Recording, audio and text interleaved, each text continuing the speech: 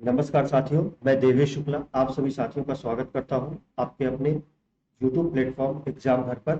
और आज हम देखेंगे घटना चक्र सीरीज का एक अपना नया टॉपिक जो है हमारा संविधान सभा एवं संविधान निर्माण प्रक्रिया। कि हमारे देश का जो संविधान है वो उसका सबसे पहले विचार किसने दिया, किस पार्टी ने दिया, किस व्यक्ति ने दिया। व्यक्ति पी.एन. राव थे 1934 में। इस तरह से हम देखेंगे हमारे संविधान को कैसे कैसे निर्माण की प्रक्रिया शुरू हुई और कहाँ से, किसने, कैसे समितियां बनी, क्या हुआ, और उन सब को लेकर के हम देखेंगे आज का टॉपिक। और ये हमारे प्रीवियस ईयर क्वेश्चन है घटना चक्र सीरीज के। तो आप सभी साथी चैनल को जल्दी से जल्दी सब्सक्राइब कर लें और वीडियो को लास्ट तक देखें। वीडियो को अपने दोस्तों में शेयर करें। जो भी हमारे दोस्त यूपी पीसीएस या फिर यूपी आरओ एआरओ री एग्जाम की तैयारी कर रहे हैं उनके लिए ये क्लासेज जो है आपके रिवीजन के तौर पर बहुत ही महत्वपूर्ण होने वाली है। आज हम देखेंगे संविधान सभा एवं संविधान निर्माण प्रक्रिया। संविधान सभा में कितने लोग थे, वो कहाँ से निर्वाचित हुए थे, वो निर्वाचन हुआ था या फिर उनका चयन हुआ था। तो ये सारी चीजें देखेंगे और ये सारी चीजें हम एमसीक्यू फॉर्म में देखेंगे। तो शुरू करेंगे आज की अपनी क्लास को। आज की क्लास का हमारा पहला प्रश्न है, आप सबकी स्क्रीन पे आ चुका है। हमारा पहला प्रश्न है आज का।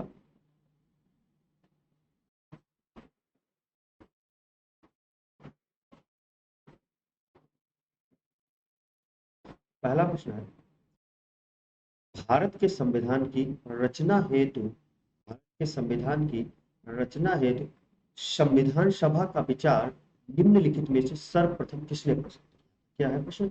संविधान भारत के संविधान की रचना हेतु संविधान सभा का विचार निम्नलिखित में से सर्वप्रथम किसने प्रस्तुत किया? ऑप्शन है स्वराज पार्टी 1934 में, कांग्रेस पार्टी 1936 में, मुस्लिम लीग 1942 में और सर्वदलीय सम्मेलन 1964। तो आपको पता है कि जो स्वराज पार्टी है इसने क्या किया था, सर्वप्रथम जो है आपका संविधान निर्माण के का विचार प्रस्तुत किया था। और कब प्रस्तुत किया था? 1934। तो अगर पार्टी पूछेगा तो वो स्वराज पार्टी है 1934 में। लेकिन अगर व्यक्ति पूछेगा तो व्यक्ति कौन थे आपके, जिन्होंने क्या है संविधान संविधान सभा का या संविधान रचना के लिए अपना विचार प्रस्तुत किया, वो कौन थे? हमारे एम एन राय। कौन थे? एम एन राय। एम एन राय। और इन्होंने भी ये जो अपना विचार दिया था ये कब दिया था? 1934 में। कब दिया था? 1934 में क्या किया था इन्होंने? व्यक्ति के तौर पर एम एन राय ने दिया था विचार। और अगर पार्टी की बात करेंगे तो पार्टी कौन सी थी आपकी? स्वराज पार्टी ने ये क्या किया था, विचार प्रस्तुत किया था कि भाई क्या है हमारे देश के लिए क्या है एक संविधान होना चाहिए। तो इसके विचार किसने दिया था? एम एन राय ने। और इन्होंने भी 1934 में ही विचार दिया था। अगला है, स्वतंत्रता के पूर्व के दिनों में प्रारंभ में किसने संविधान निर्मात्री सभा का विचार प्रस्तुत किया था? M N Roy, B R Ambedkar, Annie Besant और जवाहरलाल नेहरू। जैसा हमने अभी आपको पहले ही बताया, किसने प्रस्तुत किया था? एम एन राय ने। और इन्होंने कब प्रस्तुत किया था? 1934। कब प्रस्तुत किया था? 1934 में एम एन राय ने संविधान निर्मात्री सभा का विचार प्रस्तुत किया था। अगला प्रश्न है, एक निर्वाचित संविधान सभा द्वारा भारत के संविधान का निर्माण करने का प्रस्ताव किया गया। एक निर्वाचित संविधान, ठीक है। पहले हमने दो क्वेश्चन बताया कि संविधान सभा या संविधान का ही विचार किसने प्रस्तुत किया था। तो पहला है आपका स्वराज पार्टी 1934 में, और दूसरा है एम एन राय 1934 में। अब ये है, अब पूछा कि निर्वाचित संविधान सभा कि मतलब किसमें ये प्रस्तुत किया गया कि जो संविधान सभा होगी वो कैसी होगी? निर्वाचित होगी। कैसी होगी? निर्वाचित होगी। इसके उसके द्वारा जो है भारत के संविधान का निर्माण का प्रस्ताव किया गया। पहला है साइमन कमीशन द्वारा, बी है आपका भारत शासन अधिनियम 1935 द्वारा, ब्रिटिश कैबिनेट डेलीगेशन द्वारा या फिर क्रिप्स मिशन द्वारा। आपको ये बताना है किसके द्वारा ये किया गया था। तो आप सबको पता है ये किया गया था क्रिप्स मिशन के द्वारा। इसके द्वारा क्रिप्स मिशन के द्वारा। अब क्रिप्स मिशन कब आया था? तो क्रिप्स मिशन आया था आपका 1942 में। कब आया था? 1942 में क्या आया था? क्रिप्स मिशन आया था। क्या मिशन आया था? क्रिप्स मिशन द्वारा आया था। और ये आपका जैसे जो है आपका द्वितीय विश्व युद्ध समाप्त होता है, उसके बाद में एक मिशन आता है जिसका नाम होता है क्रिप्स मिशन। और क्रिप्स मिशन के द्वारा ये प्रस्ताव लाया गया था कि भारत का जो संविधान बनाया जाएगा वो क्या होगा, निर्वाचित जो संविधान सभा होगी वो कैसी होगी, निर्वाचित। तो आपको याद रखना है क्रिप्स मिशन 1942। अगला प्रश्न। अगला, क्रिप्स मिशन के प्रस्तावों के संदर्भ में निम्नलिखित कथनों पर विचार कीजिए। यानी कि जो क्रिप्स मिशन के जो प्रस्ताव है उनके उसके संदर्भ में जो कथन है इन पे विचार। पहला, संविधान सभा में प्रांतीय विधानसभाओं और साथ ही भारतीय रियासतों द्वारा नामित सदस्य होंगे। यानी कि क्रिप्स मिशन में ये कहा गया था कि जो संविधान सभा है इसमें जो प्रांतीय विधानसभा है इनके होंगे लोग, इनके सदस्य होंगे, और कौन क्या होंगे, भारतीय रियासतों के नामित सदस्य होंगे। कैसे होंगे, भारतीय रियासतों के नामित सदस्य होंगे। दूसरा कह रहा है, नया संविधान स्वीकार करने के लिए जो भी प्रांत तैयार नहीं होगा उसे यह अधिकार होगा कि वह अपनी भावी स्थिति के बारे में ब्रिटेन के साथ अलग संधि पर हस्ताक्षर करे। आपको बताना है पहला और दूसरा इसमें से कौन सा सही है। तो संविधान सभा में प्रांतीय विधानसभाओं और साथ ही भारतीय रियासतों द्वारा नामित सदस्य होंगे, ये आपका क्या है, ये आपका गलत है। क्या है, ये आपका गलत है, ये आपका गलत है। जबकि दूसरा आपका सही है कि नया संविधान स्वीकार करने के लिए जो भी प्रांत तैयार नहीं होगा उसे यह अधिकार होगा कि वह अपनी भावी स्थिति के बारे में किसे बताए, ब्रिटेन के साथ अलग संधि पर हस्ताक्षर करें। जैसे आपको पता होगा जब अंग्रेजों ने हमारे देश को आजाद किया तो उन्होंने 3 ऑप्शन दिए थे सभी को, या तो आप भारत में शामिल हो जाइए, या आप पाकिस्तान में शामिल हो जाइए, और अगर आप नहीं शामिल होना चाहते हैं तो आप खुद का एक नया देश बना सकते हैं। जैसे कि आपका कश्मीर नहीं शामिल हुआ था, नया देश बनने जा रहा था, आपका जूनागढ़ नहीं शामिल हुआ था, और हैदराबाद नहीं शामिल, हैदराबाद की रियासत, जूनागढ़ की रियासत और जो कश्मीर की रियासत थी वो शामिल नहीं हुई थी, लेकिन बाद में इन्हें क्या किया गया, शामिल कर लिया गया था।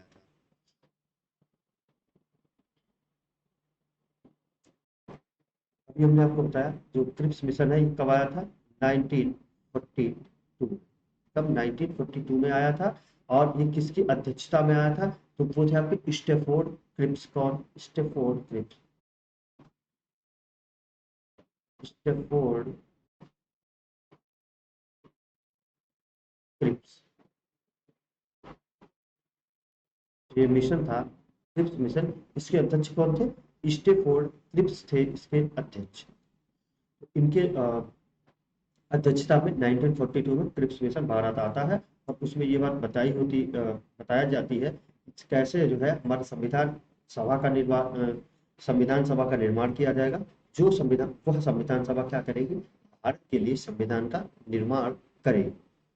आपका क्या हो जाएगा, केवल दो सही होगा। क्या, केवल दो जो है आपका सही होगा। अगला प्रश्न। अगला है, कैबिनेट मिशन योजना के अंतर्गत संविधान निर्माण परिषद में प्रत्येक प्रांत को आवंटित सदस्य संख्या निर्धारित करने के लिए एक प्रतिनिधि कितनी जनसंख्या के अनुपात में था। यानी कि जो हमारा कैबिनेट मिशन था या जिसे क्रिप्स मिशन भी कहते हैं, इसके अंतर्गत ये कहा गया था कि प्रत्येक 10 लाख व्यक्ति, यानी कि 10 लाख की जनसंख्या पर क्या होगा, एक प्रतिनिधि होगा। तो आपका कितना होगा, 10 लाख जनसंख्या, 10 लाख कितना, 8 लाख, 10 लाख, 12 लाख, 15 लाख। ऑप्शन में 4 ऑप्शन है, लेकिन आपका जो 10 लाख होगा ये आपका सही जवाब। तो वो क्रिप्स मिशन 1942 में आया, और ये जो कैबिनेट मिशन है ये आया था आपका 1946 में। कब आया था, 1946 में। 1946 में कैबिनेट मिशन आया, और क्रिप्स मिशन आपका 1942 में आया था, स्टेफोर्ड क्रिप्स की अध्यक्षता। तो ये आपको याद रखना। अगला प्रश्न। अगला है, निम्नलिखित व्यक्तियों में से कौन कैबिनेट मिशन का सदस्य नहीं था। इसका कैबिनेट मिशन का सदस्य नहीं था, ये आपको बताना है कैबिनेट मिशन का कौन सा व्यक्ति सदस्य नहीं था। तो जो कैबिनेट मिशन आया था इसमें जो है क्या था, स्टेफोर्ड क्रिप्स थे, पेंथिक लॉरेंस भी थे, और ए बी अलेक्जेंडर थे। यानी कि 3 लोग इसमें थे, जिसके अध्यक्ष कौन थे, आपके स्टैफोर्ड क्रिप्स क्या थे, ये अध्यक्ष थे। और ये जो विलियम वुड है ये इसमें नहीं शामिल थे, इसीलिए आपका जवाब क्या हो जाएगा, विलियम वुड। तो कैबिनेट मिशन के सदस्य कितने थे, 3 सदस्य थे, पैंथिक लॉरेंस, स्टैफोर्ड क्रिप्स और ए बी अलेक्जेंडर। तो ये बात आपको याद रखनी है। अगला है भारतीय संविधान सभा का गठन किया गया था। भारतीय संविधान सभा का गठन किया गया था।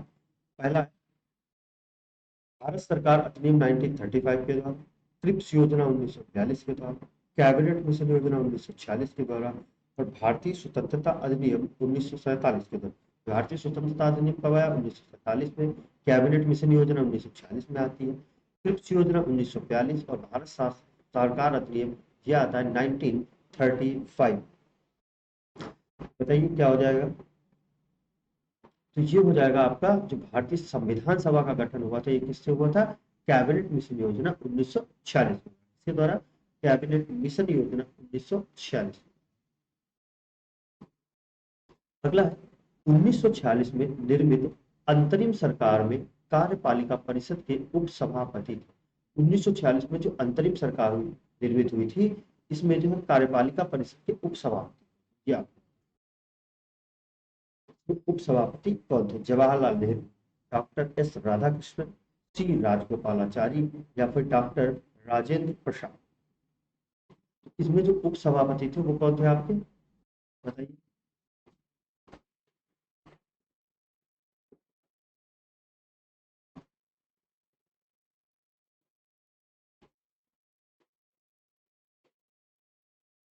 ये थे आपके जवाहरलाल नेहरू। कौन थे? जवाहरलाल नेहरू। अब ये उपसभापति थे, तो सभापति कौन थे? तो जो वायसराय थे, वायसराय कौन? जो वायसराय थे, ये जो थे कौन थे आपके? पदेन सभापति। अब आपको बताना है कि उस समय पे वायसराय कौन थे, ये आप कमेंट बॉक्स में टाइप। अगला है निम्नलिखित में से कौन अगस्त 1946 में गठित प्रथम अंतरिम राष्ट्रीय सरकार का सदस्य नहीं था? 1946 में जो प्रथम अंतरिम राष्ट्रीय सरकार का गठन किया गया था, इसमें कौन सदस्य नहीं था? सी Rajagopalachari, doctor Rajendra Prasad, doctor S Radhakrishnan या फिर जगजीवन राम। आप लोग 30 सेकंड के लिए आप वीडियो को पॉज करिए और इसका जवाब देने की कोशिश कीजिए। तो आप सब एक बार ए आर ओ का एग्जाम दे चुके हो, तो आप ये सब पढ़ चुके होंगे, उम्मीद है। आप पढ़ चुके हो तभी आप एग्जाम देने गए होंगे, और आपको अब क्या चाहिए? सिर्फ और सिर्फ रिवीजन।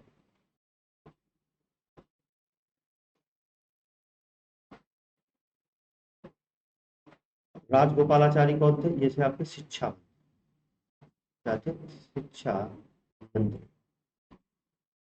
1946 में आपका अंतरिम सरकार का गठन हुआ था, इसमें जो सी राजगोपालाचारी थे, ये कौन थे? ये आपके थे शिक्षा मंत्री।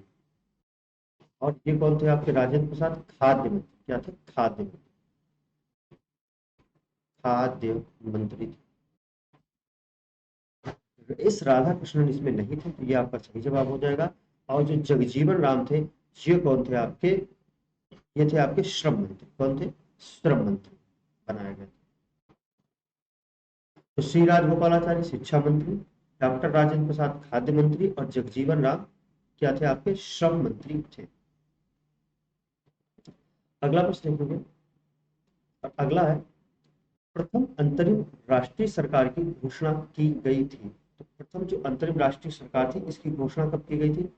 24 अगस्त 1946 को, 22 अगस्त 1946 को, 25 अगस्त 1946 को या फिर 23 अगस्त 1946। तो जो प्रथम अंतरिम राष्ट्रीय सरकार थी, इसकी घोषणा होती है आपकी 24 अगस्त 1946। कब होती है? 24 अगस्त 1946 को क्या होती है? इसकी घोषणा होती है। अगला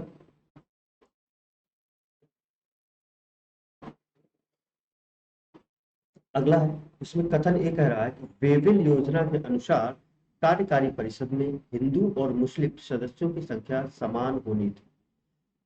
कारण आर है वेविल का ऐसा विचार था कि ऐसी व्यवस्था से भारत का बंटवारा बच जाता। अब आपको बताना है इनमें से कौन ऑप्शन देखते हैं। ऑप्शन कथन और कारण दोनों में सही है, और कथन कारण का सही स्पष्टीकरण भी है। आपका कथन और कारण दोनों सही है, किंतु कथन कारण का सही स्पष्टीकरण नहीं। सी है आपका कथन सही है किंतु कारण गलत है, और डी है आपका कथन गलत है पर कारण सही। ये आपको बताना है क्या सही है और क्या गलत है। तो इसमें आपका ऑप्शन हो जाएगा सी पार्ट, यानी कि कथन सही है लेकिन जो आपका कारण है ये आपका क्या हो जाएगा? गलत हो जाएगा। कारण क्या है? गलत है, और आपका जो कथन है ये आपका सही है। अगला प्रश्न है, निम्नलिखित में से कौन से कथन संविधान सभा के विषय में सत्य है? निम्न में से कौन से कथन संविधान सभा के विषय में सत्य है? ऑप्शन ए वाला है, यह वयस्क मताधिकार पर आधारित है।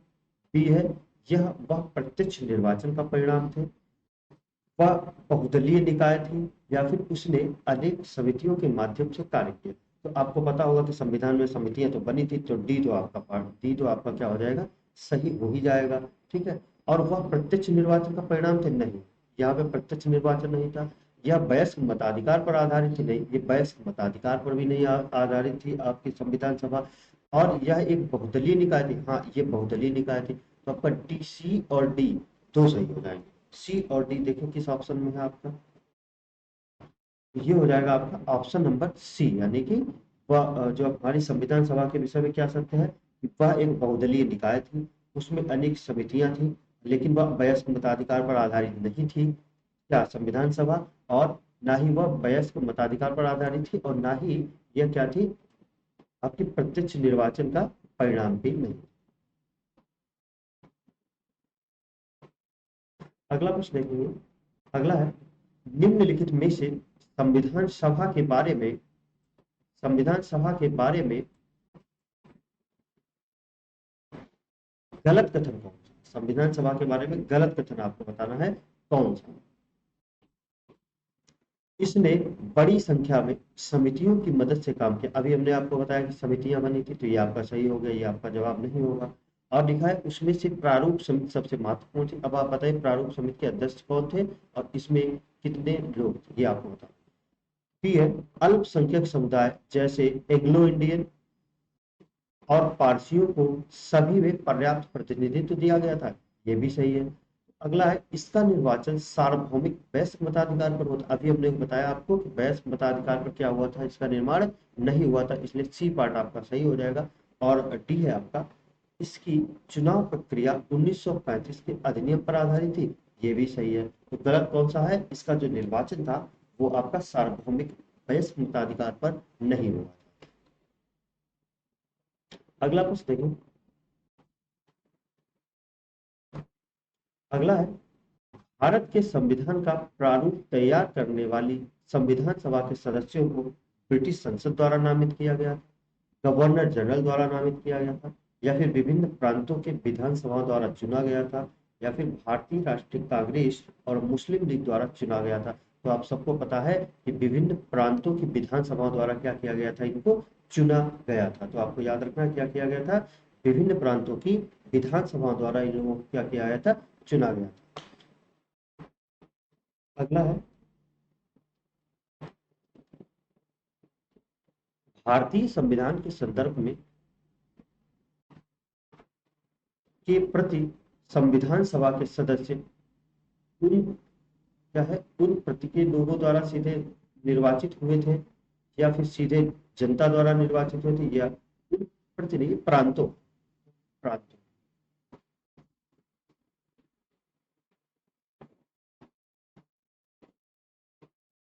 प्रांतों से संविधान सभा के सदस्य उन प्रांतों के लोगों द्वारा सीधे निर्वाचित हुए थे, या फिर भारतीय राष्ट्रीय कांग्रेस तथा मुस्लिम लीग द्वारा नामित हुए थे, या फिर प्रांतीय विधानसभा द्वारा निर्वाचित हुए थे, या आपका डी ऑप्शन है, सरकार द्वारा संवैधानिक मामलों में उनकी विशेषज्ञता के लिए चुने गए थे। इसमें सही जवाब आपका क्या हो जाएगा कि प्रांतीय विधानसभा द्वारा निर्वाचित हुए थे, क्या हुआ, तो ये हुए थे प्रांतीय विधानसभा द्वारा क्या हुए थे, ये निर्वाचित हुए थे। आपका ऑप्शन नंबर सी सही हो जाएगा, न ही वो आपके प्रांतों से जो सीधे निर्वाचित हुए थे, न ही आपका कांग्रेस और मुस्लिम लीग द्वारा नामित हुए थे, और न ही आपका विशेषज्ञता के आधार पर। आपका ऑप्शन नंबर सी जो है आपका सही है।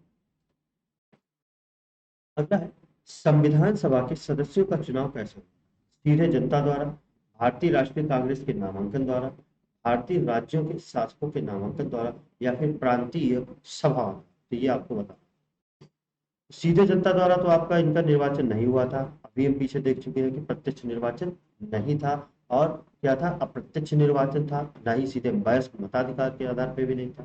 क्या भारतीय राष्ट्रीय कांग्रेस ने नामांकन के द्वारा किया, ये भी नहीं है। भारतीय राज्यों के शासकों ने नामांकन किया था, ये भी नहीं है। इनका जो चुनाव कैसे हुआ था, प्रांतीय सभाओं द्वारा, जो प्रांत में जो सभाएं थी उनके द्वारा इन सदस्यों को क्या किया गया था, चुना गया।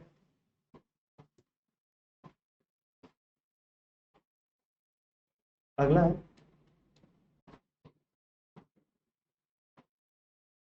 भारतीय संविधान के चुने हुए स्थायी सदस्य कौन थे। अच्छा, जो भारतीय संविधान सभा के चुने हुए स्थायी सदस्य कौन थे, B R Ambedkar, doctor Sachchidanand Sinha, doctor Rajendra Prasad या फिर एस राधा कृष्ण। तो स्थायी सदस्य कौन चुने गए थे, आप सबको पता होगा, डॉक्टर सच्चिदानंद सिन्हा। क्या संविधान सभा के नहीं नहीं, ये डॉक्टर सच्चिदानंद सिन्हा, ये हो जाएगा आपके डॉक्टर राजेंद्र प्रसाद। डॉक्टर राजेंद्र प्रसाद क्या थे, आपके स्थायी सदस्य थे, जबकि सच्चिदानंद सिन्हा जो थे ये आपके अस्थायी सदस्य थे। कैसे सदस्य थे ये आपके अस्थायी सदस्य थे, ये अस्थायी अध्यक्ष थे।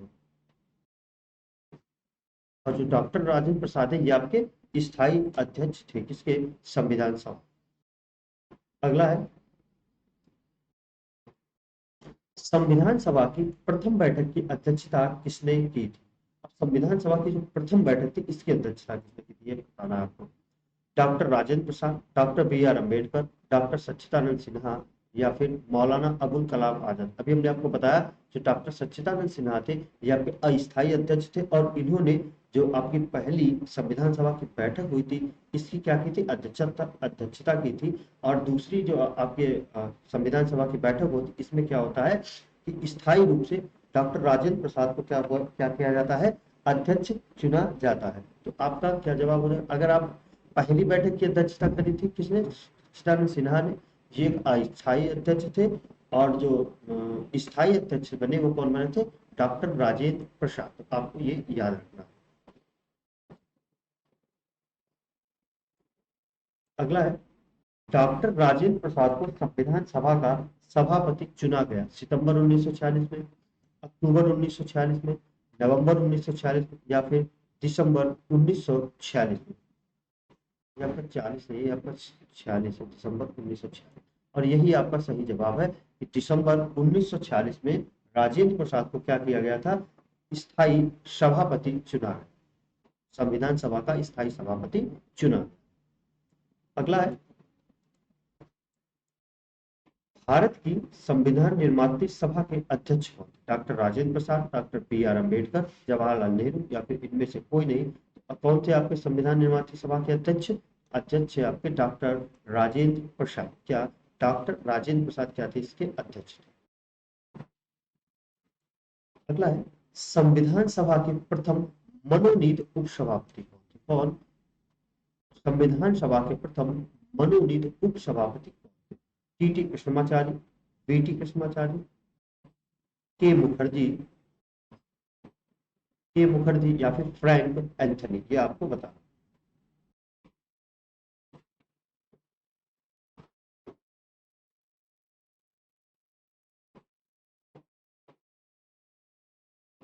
और इनको मनोनीत किया किसने था ये भी आपको बताना है। इनको जो मनोनीत किया था सच्चिदानंद सिन्हा ने, किसने, सच्चिदानंद सिन्हा ने।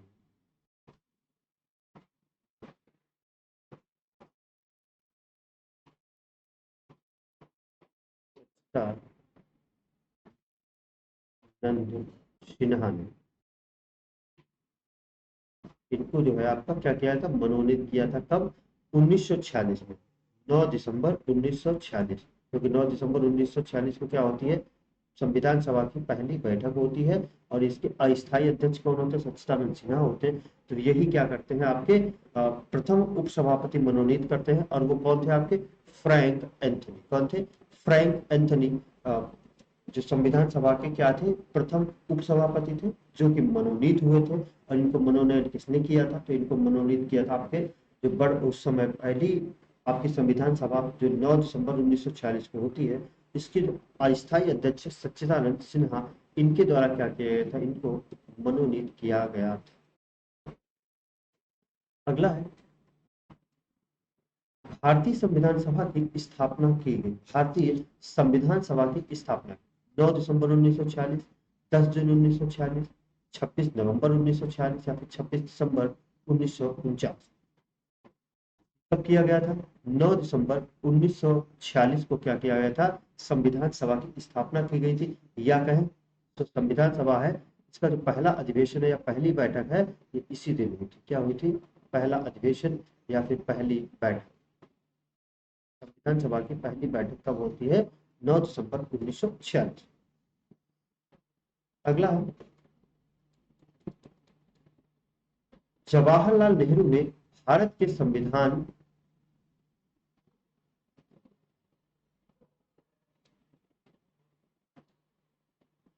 भारत जवाहरलाल नेहरू ने भारत की संविधान सभा की किस बैठक में उद्देश्य प्रस्ताव रखा था? आपको पता है, जो उद्देश्य प्रस्ताव जवाहरलाल नेहरू के द्वारा रखा गया था, यही बाद में क्या बनता है? हमारा प्रियम्बल बनता है, यानी कि उद्देशिका बनता है।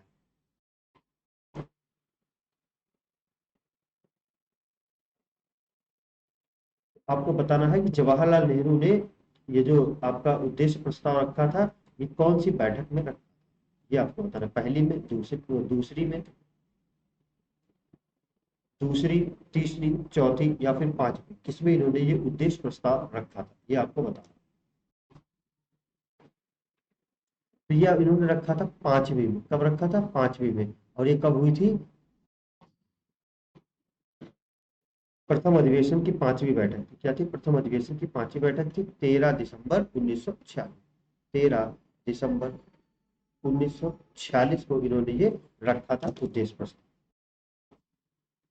अगला है, भारत को एक संविधान देने का प्रस्ताव संविधान सभा द्वारा पारित किया गया था। यानी कि भारत को एक संविधान की जरूरत है, उसको एक संविधान दिया जाएगा। यह प्रस्ताव कब पारित किया गया था? क्या 22 जनवरी 1946, 22 जनवरी 1947, 20 फरवरी 1947? तो ये आपका हो जाएगा क्या? आप बताओ।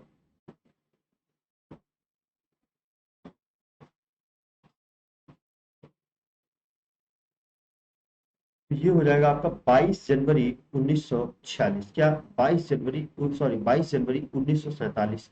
तो अब इस दिन प्रस्ताव दिया गया, वो संविधान देने का प्रस्ताव संविधान सभा द्वारा पारित किया गया, मतलब इस दिन जो उद्देशिका थी, इसको क्या किया गया था? मान लिया गया था संविधान सभा के द्वारा। संविधान सभा के द्वारा उद्देश्य प्रस्ताव को मान लिया गया था। अगला है आपका, संविधान सभा के सम्मुख संविधान की प्रस्तावना का प्रस्ताव किसने रखा?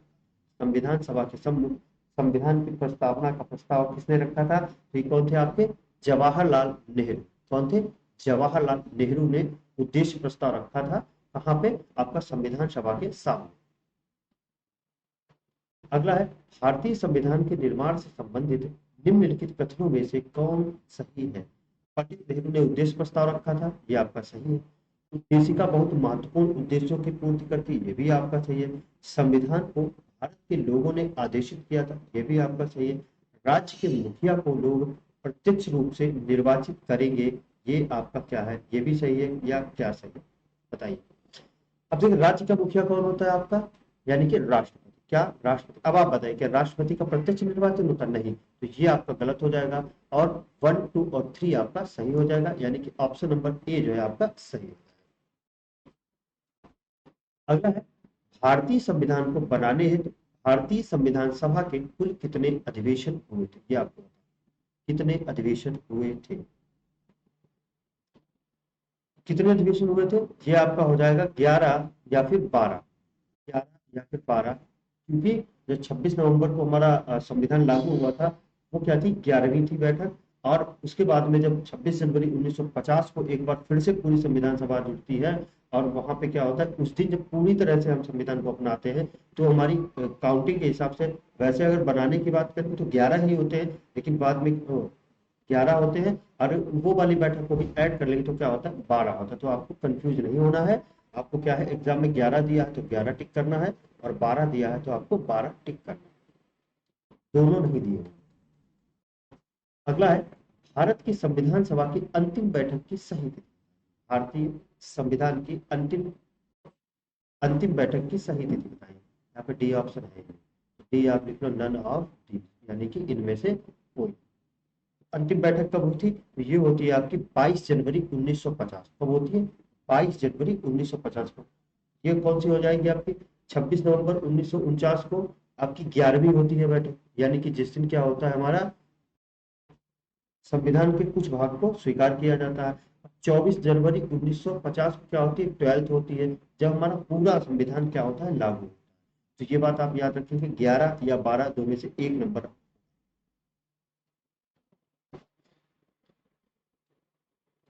अगला है, भारत के संविधान के निर्माण में संविधान सभा को कितना समय लगा? 2 वर्ष 11 महीने 18 दिन, 2 वर्ष 7 महीने 23 दिन, 3 वर्ष 4 महीने 14 दिन, 3 वर्ष 11 महीने 5 दिन। कितना समय लगा था ये? तो ये आपका लगा था 2 वर्ष 11 माह और 18 दिन। 2 वर्ष 11 माह और 18 दिन लगा था आपका संविधान को बनाने। भारतीय संविधान के निर्माण के समय संवैधानिक सलाहकार कौन थे? Doctor B R Ambedkar, doctor Rajendra Prasad, B N Rau या फिर के एम मुंशी। ये आपका प्रश्न बहुत पूछा जाता है। संवैधानिक सलाहकार कौन थे? संवैधानिक सलाहकार थे आपके वी एन राय। कौन थे? वी एन राय क्या थे? आपके संवैधानिक सलाहकार थे। अगला है, भारतीय संविधान सभा का प्रारूप तैयार किया गया था बी आर अम्बेडकर द्वारा, बी एन राव के द्वारा, के संथानम के द्वारा या फिर के एम मुंशी के द्वारा। तो ये आपका तैयार किया गया था बी आर अम्बेडकर के द्वारा, जो कि अध्यक्ष थे। और ये क्या थे? 7 सदस्यीय क्या थी? एक समिति थी, प्रारूप समिति। इसके अध्यक्ष कौन थे? बी आर अम्बेडकर थे। इसमें कुल 7 सदस्य थे, ये आपको याद। अगला है आपका, संविधान सभा में भारतीय संविधान का तृतीय वाचन कब प्रारंभ? तृतीय वाचन कब प्रारंभ किया गया था? ये आपको 26 जनवरी 1950, 14 नवंबर 1949, 17 नवंबर 1950 या फिर 25 नवंबर 1949। तृतीय वाचन कब प्रारंभ किया गया? तो ये आपका हो जाएगा 26 नवंबर 1949। क्या? 26 नवंबर 1949। 26 नवंबर 1949 को क्या हुआ था? तृतीय वाचन प्रारंभ हुआ था।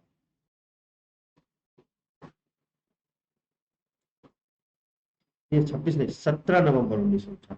26 नवंबर 1949 को ये क्या हुआ था? तृतीय वाचन जो है पूरा हुआ। 17 नवंबर 1949 को क्या हुआ था? संविधान सभा का तृतीय वाचन जो है शुरू हुआ था। अगला है, भारत का संविधान पूर्ण रूप से तैयार हुआ था। भारत का संविधान पूर्ण रूप से तैयार हुआ था कब? 26 जनवरी 1950, 26 नवंबर 1949, 11 फरवरी 1948 या फिर इनमें से कोई। आपको पता है कि कब हुआ था हमारा इलेक्ट, जो 11वीं हमारी बैठक थी 26 नवंबर 1949 को।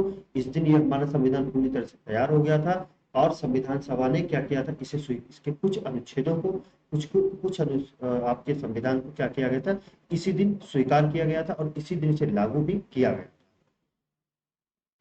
अगला, भारतीय संविधान किस तिथि को अपनाया गया? ये आपको बताना है। भारतीय संविधान किस तिथि को अपनाया गया? 26 जनवरी 1950, 26 नवंबर 1949, 26 जनवरी 1949 या फिर 15 जुलाई 1949।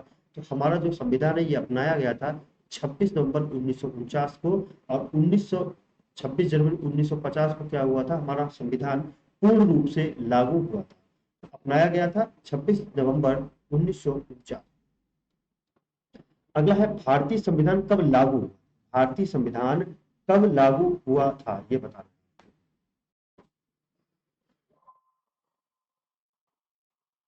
ये लागू हुआ था आपका 26 जनवरी 1950। क्या लागू हुआ? 1950 को, लेकिन अपनाया गया 26 नवंबर 1949। अगला प्रश्न है, संविधान को 26 जनवरी के दिन लागू करने का निर्णय किस लिए लिया गया? कांग्रेस ने इस तिथि को 1930 में स्वतंत्रता दिवस के रूप में मनाया था, इसलिए।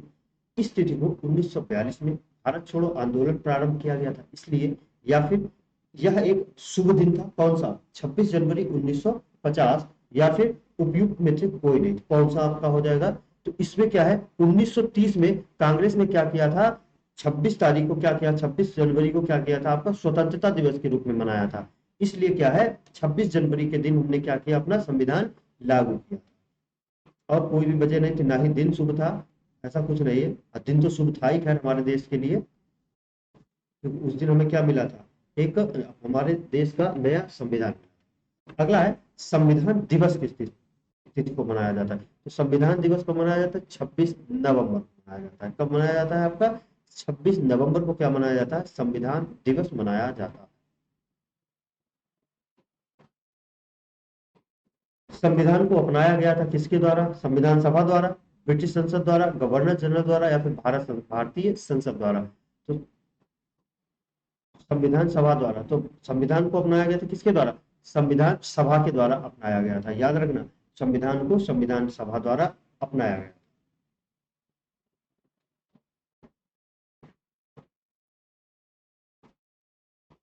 अगला है 39 प्रश्न है, 39 नंबर का क्वेश्चन है आपका। भारत का संविधान अंगीकृत एवं अधिनियमित हुआ 26 जनवरी 1950, 11 फरवरी 1948, 26 नवंबर 1949 या फिर इनमें से कोई नहीं।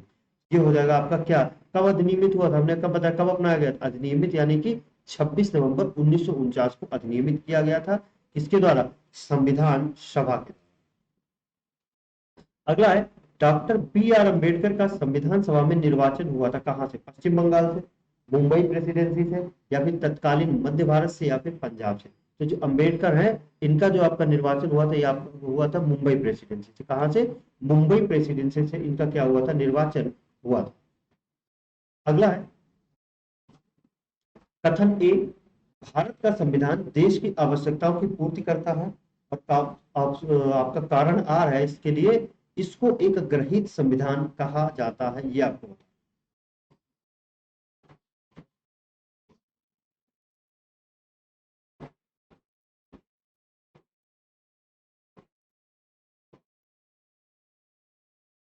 कथन ए, जो कथन ए है, भारत का संविधान देश की आवश्यकताओं की पूर्ति करता है, ये भी सही है। इसको एक ग्रहित संविधान कहा जाता है, सही है, क्योंकि हमने यहाँ अपने संविधान में बहुत सी सारी चीजें क्या है, दूसरे देशों से ली, तो इसे ग्रहित संविधान भी कहा जा सकता है। लेकिन जो कथन और कारण है वो दोनों सही है, परंतु जो कारण है वो कथन का सही स्पष्टीकरण नहीं है। तो आपका क्या हो जाएगा? ऑप्शन नंबर बी सही हो जाएगा। सही दोनों है, लेकिन कोई भी जो कारण है वो आपके कथन का क्या है, सही स्पष्टीकरण नहीं है। अगला है संविधान सभा में वयस्क मताधिकार को 15 वर्ष के लिए स्थगित करने की बात किसने की? संविधान सभा में जो वयस्क मताधिकार है इसको 15 साल के लिए स्थगित करने की बात किसने की थी, ये आपको। तो ये थे आपके कौन? मौलाना आजाद ने, इन्होंने कहा था संविधान सभा में जो वयस्क मताधिकार है इसको 15 वर्ष के लिए क्या कर दिया जाना चाहिए? स्थगित कर दिया। अगला है किसने सुझाव दिया था कि भारत की स्वतंत्रता के बाद भारतीय राष्ट्रीय कांग्रेस को एक राजनीतिक दल के रूप में भंग कर देना चाहिए? सी राजगोपालाचारी, जयप्रकाश नारायण, आचार्य कृपलानी या फिर महात्मा गांधी? यानी कि जो कांग्रेस है, जो कांग्रेस थी, इसको कहा गया था कि राजनीतिक दल के रूप में इसे क्या कर देना चाहिए? भंग कर देना चाहिए। ये बात कही थी आपके महात्मा गांधी ने। किसने कही थी? महात्मा गांधी ने ये बात कही थी। अगला है अपनी राष्ट्रवादी प्रतिक्रिया में भारतीय संविधान के निर्माता ने अल्पसंख्यकों के हितों तथा भावनाओं के महत्व को कम करके आंका है। यह कथन है किसका? मॉरिस जॉनसन का, या फिर आपका हार्ड ग्रेवर जूनियर का, या फिर आइवर जेनिंग्स का? तो ये कथन जो है आइवर जेनिंग्स ने कहा था कि राष्ट्रवादी प्रक्रिया में जो भारतीय संविधान के निर्माता हैं, इन्होंने क्या किया, जो हमारे अल्पसंख्यक लोग हैं इनके हितों और भावनाओं को क्या क्या किया है? कम महत्व दिया। ये बात किसने कही थी? आइवर जेनिंग्स ने। अगला है किसने कहा था संविधान सभा कांग्रेस थी और कांग्रेस संविधान था? ऑस्टिन, सी आर एटली यानी क्लेमेंट एटली, वेस्टन चर्चिल, या फिर लॉर्ड माउंटबेटन? किसने कहा था? तो ये बात कही थी किसने? ऑस्टिन ने कही थी। किसने कही थी? ऑस्टिन ने कही थी कि जो संविधान सभा कांग्रेस है और कांग्रेस क्या है? भारत है। और आज का हमारा लास्ट प्रश्न होगा, लास्ट प्रश्न है भारतीय संविधान सभा में कुल कितनी महिला सदस्याएं थी? 15, 13, 12 या फिर 10? और ये आपका क्या है? आज का होमवर्क है। ये आप बताएंगे कि इसमें कितनी सदस्याएं थी, तो कितनी महिला सदस्याएं थी, ये आप कमेंट बॉक्स में टाइप करेंगे। और ये वाला जो टॉपिक था, यहाँ से इसी तरह के प्रश्न पूछे जाते हैं और यही प्रश्न आपके पूछे गए हैं प्रीवियस पेपर्स में आपके पूर्वावलोकन बुक के अनुसार। तो ये टॉपिक आपका यहीं पे समाप्त होता है। अगला टॉपिक आपको अगली क्लास में मिलेगा। तब तक के लिए धन्यवाद। राधे राधे।